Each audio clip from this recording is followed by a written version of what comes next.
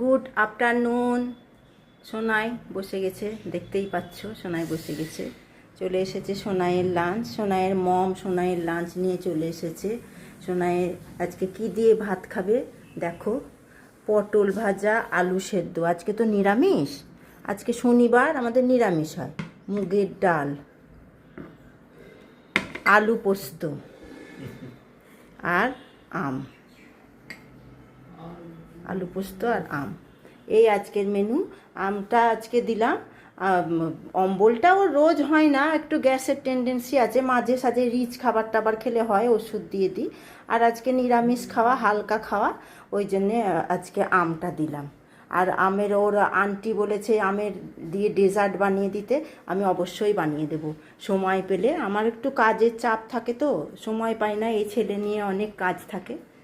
আচ্ছা, এই যে আজকের মেনু হয়েছে পটল ভাজা, আলু সেদ্ধ, মুগের ডাল, আলু পোস্ত আর সঙ্গে আম। ঠিক আছে, এই যে সোনা পাপা হাসো, হ্যাঁ এই দেখো হাসছে। আজকে মেজাজটা ভালো, কোনো দিন ভালো কোনো দিন মন্দ, এই নিয়েই তো আমাকে চলতে হচ্ছে। আচ্ছা আসি, বাই, ওকে খাওয়াই।